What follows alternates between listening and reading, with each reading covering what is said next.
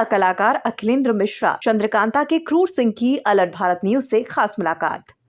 90 के दशक के मशहूर धारावाहिक चंद्रकांता में क्रूर सिंह की भूमिका से दुनिया भर में मशहूर हुए अभिनेता अखिलेंद्र मिश्रा 2 दिवसीय राष्ट्रीय संगोष्ठी में शामिल होने के लिए उदयपुर आए हैं। इस दौरान अलर्ट भारत न्यूज ने अखिलेंद्र मिश्रा से खास बातचीत की। अपने उम्दा अभिनय के लिए मशहूर अखिलेंद्र मिश्रा ने बॉलीवुड में काफी दमदार किरदार निभाए हैं। चंद्रकांता का वो अजीबोगरीब और डरावना क्रूर सिंह आज भी लोगों के जहन में बखूबी बसा है। इसके बाद बॉलीवुड की कई फिल्मों में मिश्रा ने अपने अभिनय की छाप छोड़ी। फिर चाहे वो सरफरोश की मिर्ची सेठ, फिल्म भगत सिंह में निभाया गया चंद्रशेखर आजाद, लगान का अर्जुन, गंगा जल का डीएसपी भूरेलाल, वीर ज़ारा का जेलर या फिर रेडी का अमर चौधरी ही क्यों न हो। तो चलिए बात करते हैं अखिलेंद्र मिश्रा से। जुड़ी है एक ऐसी शख्सियत जिनको हमने चंद्रकांता के यक्कू से लेकर सरफरोश के मिर्ची सेठ तक देखा है और जिनको देखा है एक बहुत शानदार भूमिका जीवंत करते हुए चंद्रशेखर आजाद के रूप में। तो आइए हम स्वागत करते हैं अभिनेता अखिलेंद्र मिश्रा का, जो आज उदयपुर में हमारे बीच पधारे हैं। सर, कैसा लग रहा है झीलों की नगरी में? अरे बहुत कमाल रहा। मैं तो कल झील गिनते गिनते थक गया, दूर दूर तक दिखाई देता। कुंभलगढ़ जब फोर्ट पे ऊपर चढ़ा मैं किले पे, तो मैं झील गिन रहा था और दूर तक कुहासा फिर गिर गया, फिर गिनना बंद हो गया। फिर कितने झील हैं यहाँ। और फिर मैं यहाँ आया तो होटल भी झील में ही है, बड़ा झील ही झील है। तब मुझे पता चला कि झीलों का शहर कहते हैं और पूरा पानी जो है यहाँ का वो झील से ही सप्लाई होता है जी। बड़ी अच्छी बात है कि उस पानी का संरक्षण करके और उसका प्यूरिफिकेशन करके और फिर उसको सही दिशा में इस्तेमाल किया जाता है। अपने आप में बहुत कमाल बात है। ये तो कुदरत की देन है। राजस्थान में ऐसे ऐसे झील और झीलों का शहर, और हमारा उदयपुर ऐतिहासिक जगह, महाराणा प्रताप और महाराणा कुंभल का ये जो है सो धरती है, तो कमाल है। मेरा अगला सवाल उसी और बुढ़ रहा था कि आप बाकमाल अभिनेता हैं, आपने चंद्रशेखर आजाद जैसी खूबसूरत भूमिका की, तो एक योद्धा जो है जिसने पर्दे पे जीवन किया योद्धा को आज दूसरे योद्धा की धरती है, राणा प्रताप की धरती है, इस सिमिलरिटी को जब आप देखते हैं तो कैसे ख्यालात मन में आते हैं? नहीं, मैं चंद्रशेखर आजाद जी मैं थोड़े हूँ, मैं तो रोल किया था मैंने, लेकिन बहुत नहीं, मैं तो प्रणाम करता हूँ, नमन करता हूँ कि मैं सौभाग्यशाली हूँ कि एज एन एक्टर मुझे वो रोल करने के लिए मिला आज़ाद का। और ये बहुत कम मौके आते हैं किसी अभिनेता के कैरियर में जी। और वो मैं आज़ाद नहीं हूँ, मतलब मैंने उनका रोल किया है। हाँ, मैं उदयपुर आके मुझे बहुत अच्छा लग रहा है क्योंकि महाराणा प्रताप, मतलब कल हम कुंभलगढ़ भी जा रहे थे तो ऐसा लग रहा था कि हम इनोवा से नहीं जा रहे हैं, हम चेतक पे चढ़ के जा रहे हैं। कि राणा की पुतली फिरी नहीं जब तक चेतक मुड़ जाता था। तो वो लगता था कि मतलब वो ड्राइवर ने ऐसे टर्न लिया कि सर हाईवे छोड़ देते हैं, अभी इससे छोटे छोटे रास्ते चलते हैं, ट्रैफिक नहीं मिलेगा। मैंने कहा चलो, तो ये सब कविता हम पढ़ते, रणवीर चौकड़ी भर भर कर चेतक बन गया, निराला था, राणा प्रताप के कोड़े से पड़ गया, हवा का मारा था। तो ये अपने आप में ये तो बचपन से हम राणा प्रताप जी के साथ और चेतक के साथ जुड़े हुए हैं। कुंभलगढ़ हम गए नहीं थे, वहाँ जाना था, चित्तौड़गढ़ गए थे, कुंभलगढ़ नहीं गए थे। तो हम कल गए, सबने कहा था कि 2-3 घंटे में घूम लीजिएगा, लेकिन वहाँ जाने के बाद पता चला कि नहीं, दिन भर का कार्यक्रम है, क्योंकि चढ़ना भी है। तो मैंने कहा कि चलो चढ़ते हैं भाई, हाथ पाँव की भी परीक्षा हो जाएगी कि कितने में हो, चढ़ पाते हो कि नहीं पाते हो। तो हमने भी चढ़ना शुरू किया। फिर हम ऊपर गए, ऊपर जाके पूरी नगरी को देखा हमने पूरा, और बहुत अच्छा वो स्थान को भी देखा जहाँ महाराणा प्रताप जी का जन्म हुआ था।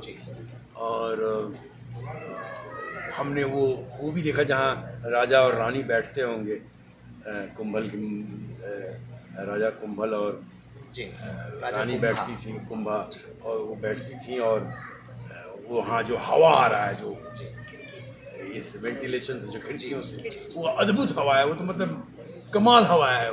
वो एसी और कूलर कुछ नहीं उसके सामने। आपके चेहरे की खुशी बयां कर रही है। हाँ, वो मतलब हमारे यहाँ के क्या शिल्पकार हैं, क्या मस्तिष्क होगा, क्या सोचते होंगे कि उस तरह का महल बना के, और हवा कहाँ से आएगी, हवा गर्मी लगे तो हवा कहाँ से खाएंगे। तो ये अपने आप में अद्भुत बात है।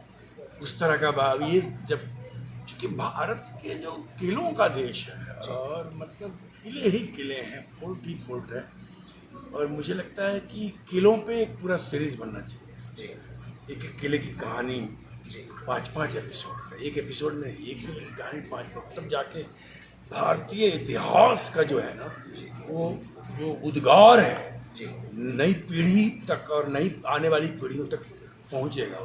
अदरवाइज वो सबको पता नहीं है, बच्चों को, नए बच्चों को तो बिल्कुल ही पता नहीं हो इतिहास। मैं आज के सेमिनार पे आना चाहूँगा और बस 2 सवालों में अपनी बात खत्म कर दूँगा। हमने बात की साहित्य, सिनेमा और समाज की।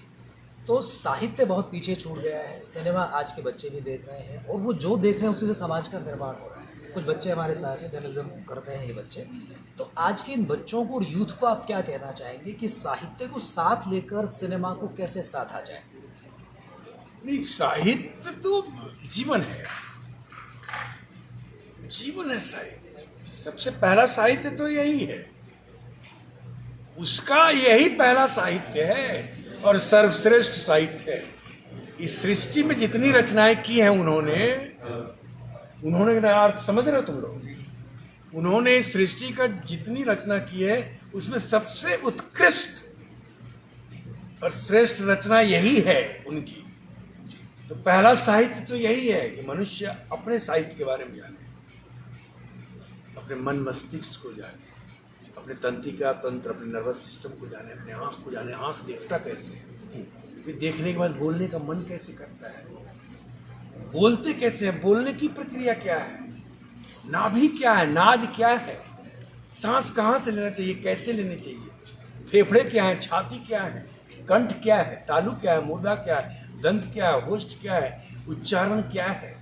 पहले तो पूरा यही, कुछ भी खाते फिरते रहते हैं, बासी बासी खाना आजकल चल रहा है, पिज्जा बर्गर, अब बच्चे लुढ़क पड़े हैं। पिताजी कहते हैं नहीं नहीं मंगवाऊंगा, और माँ कहती है मंगा दीजिए ना। क्या कभी कभी बच्चा कहता है कि मंगा नहीं रहे हैं, मैम बहुत हो गया है, क्या के लिए कमा रहे हैं, बच्चा नहीं खाएगा तो है।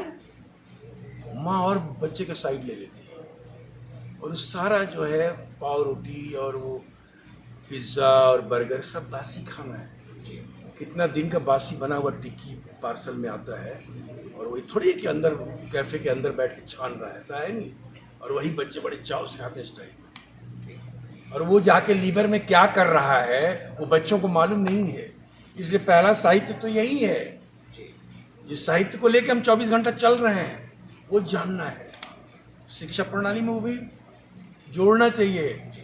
वो शिक्षा प्रणाली में सिर्फ मेडिकल साइंस के लिए, जो डॉक्टर बनेगा उसी के लिए रखा है, नहीं, प्रत्येक व्यक्ति को जानना चाहिए अपना साहित्य क्या है। उसके बाद जो शब्दों का साहित्य है, जो समाज का साहित्य है, ब्रह्मांड का साहित्य है, पेड़ का साहित्य है। अब जब पेड़ का साहित्य जानना शुरू किया तो वैज्ञानिकों ने अलग अलग रिसर्च दे दिया। पौधे भी सांस लेते हैं, पौधे भी बोलते हैं, पानी के पास भी याददाश्त है, पानी के पास भी, ये सब रिसर्च है, वैज्ञानिकों ने दिया हुआ है। तो इन साहित्य को, साहित्य के बिना, साहित्य जीवन है, जितना पढ़ना है पढ़िए, सामाजिक साहित्य पढ़िए जितना पढ़ना है, कविताएं पढ़िए, कविताओं का पाठ कीजिए, कहानियाँ पढ़िए, अलग अलग तरह की कहानियाँ पढ़िए, ये बहुत आवश्यक है। उससे आपका होराइजन खुलेगा। एक कहानी पढ़ते हैं उसमें 5 चरित्र हैं, तो पता चला कि उस समय आप 5 चरित्रों से बात कर रहे होते हैं, रह रहे होते हैं। उस समय जब आप एक कविता करते हैं तो कविता को पूरी, कविता का पूरा, कविता की जो दुनिया है उसको आप एक विजुलाइज करते हैं, सामने एक दृश्य में ले आते हैं। ये जानना जरूरी है, इससे सब होराइजन खुलेगा, ये चीज खुलेगा। साहित्य तो जरूरी है, साहित्य के बिना सिनेमा है ही नहीं। सिनेमा में साहित्य चाहिए ही चाहिए, तभी जाके सिनेमा कमाल है। अंतिम सवाल, आज के बच्चे जीन्स पहनते हैं, टी शर्ट पहनते हैं, उनको लगता है कि पुराने जो लोग हैं जो चोटी रखते थे, धोती पहनते थे, वो बहुत पुराने ख्यालात थे। तो हम बहुत कम शब्दों में आज के बच्चों को कैसे समझा सकते हैं कि अध्यात्म और आधुनिकता का संगम आदमी को बहुत आगे लेके जाता है? क्योंकि आप बहुत आध्यात्मिक प्रवृत्ति हैं, लिखते भी हैं, बोलते भी हैं। आज के बच्चों को हम कैसे समझाएं, आज की पीढ़ी को कैसे ये संदेश दें कि भाई आप आधुनिकता और अध्यात्म को साथ लेकर चलेंगे तो एक नए सोपान पर आएंगे। इस पर आपका सबसे पहले तो बच्चों को ये बताना पड़ेगा कि अध्यात्म क्या है जी, और ये भी बताना पड़ेगा कि आधुनिकता क्या है। जीन्स पहनना और बर्गर खाना ये आधुनिकता नहीं है। अंग्रेजी बोलना आधुनिकता नहीं है। आधुनिकता अपने जड़ से जुड़े रहना, अपने इतिहास को जानना, अपने भूगोल को जानना, अपने 10 पुश्तों को जानना। अपने बाप और दादा के नाम के अलावा किसी का नाम पता नहीं होगा बच्चों को। परदादा का क्या था, दादा नरदादा क्या था उन लोगों का नाम, वो सब जानना जरूरी है। कम से कम कितने बच्चे हैं जो कभी मिट्टी को उठा के सुगंध लिए हों? जरा इस मिट्टी को सुगंधित देखो तो सही। कितने बच्चे हैं जो रोज आकाश को देखते हैं? एक बार पूछिए, आकाश को क्या देखते हैं? जो आकाश ऐसे ही है, जो आकाश सब कुछ दे रहा है, हमें थामा हुआ है। मैं ऐसे थोड़ी बैठा हूं कि मेरे पास ये बम है इसलिए बैठ गया हूं, ये पाँव पे ये सब खड़े हैं। नहीं, हमें कोई थामा हुआ है इसलिए हम बैठे हैं, खड़े हैं या चल रहे हैं। कौन थामा हुआ है? वो आकाश है। ये बताना पड़ेगा। इसलिए आधुनिकता थोड़ी है कि जीन्स पहन लिया, अंग्रेजी भचर भचर बोल रहे हैं, बर्गर पिज्जा खा रहे हैं आधुनिकता। ना ना ना, आधुनिकता है जड़ से जुड़े रहो। जीन्स पहनना है पहनो, लेकिन जड़ से जुड़ो। जो खा रहे हो उसका क्या नफा और क्या नुकसान है दोनों जानो, वो आधुनिकता है। और फिर चॉइस लो कि क्या खाना है, वो आधुनिकता वो है। और जब इस आधुनिकता को जानोगे तो अध्यात्म भी जान जाओगे, या जब अध्यात्म जानोगे तो इस आधुनिकता को भी जान जाओगे। तब एक नया सोपान जो है, नया सोपान, जीवन बहुत खूबसूरत है। कहते हैं बड़े भाग्य मनुष्य तन पावा। ये मनुष्य का तन जो है मिला है, देवता भी तरसते हैं, क्योंकि पूरे ब्रह्मांड में यही एक लोक है जहाँ जीवन है और मृत्यु है, जहाँ कर्म भी है और भोग भी है। बाकी सब जगह कर्म ही कर्म है, भोग नहीं है। रोशनदार, आपका आशीर्वाद इन आगामी पीढ़ियों पर बना रहे और इन बच्चों को आप रोशनी दिखाते रहे। अलर्ट भारत न्यूज़ और PIFT से ये बच्चे आए हैं जर्नलिज्म के, इन सब की तरफ से बहुत बहुत शुभकामनाएं। धन्यवाद। Thank you so much.